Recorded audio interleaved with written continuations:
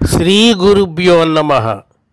అప్పు లేనివాడు అధిక ధనవంతుడు అనే విషయం చాలామందికి తెలుసు.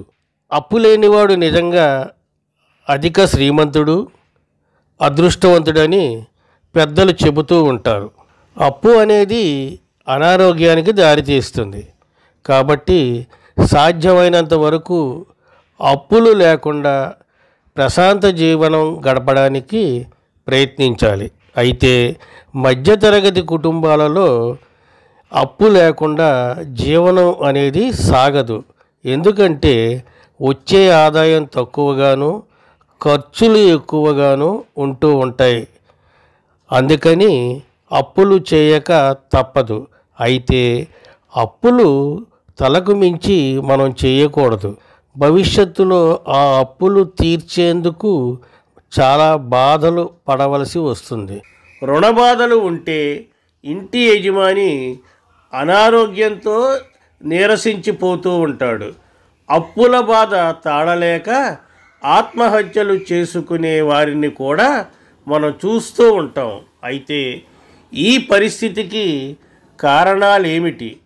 ఇందుకు ఒక కారణం మితిమీరిన ఖర్చులు అయితే నివసించే ఇంట్లో వాస్తుశాస్త్ర లోపాలు కూడా అప్పుల బాధకు మరొక కారణమని శాస్త్రం ద్వారా మనకి తెలుస్తోంది.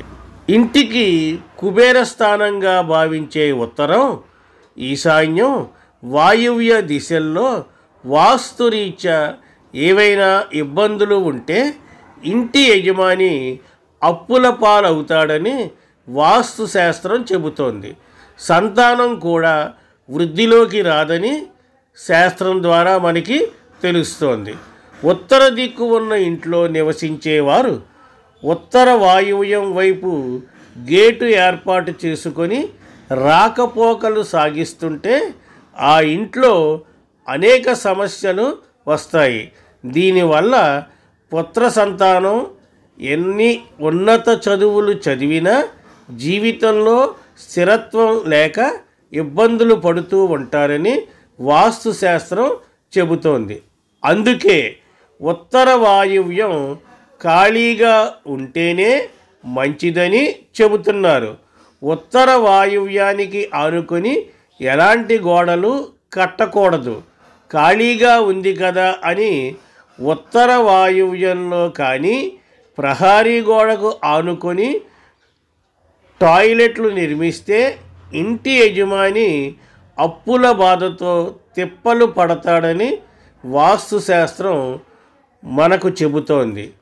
ఇంటికి వాయువ్యంలో దోషం ఉంటే యజమాని విపరీతంగా అప్పులు చేయవలసి వస్తుంది.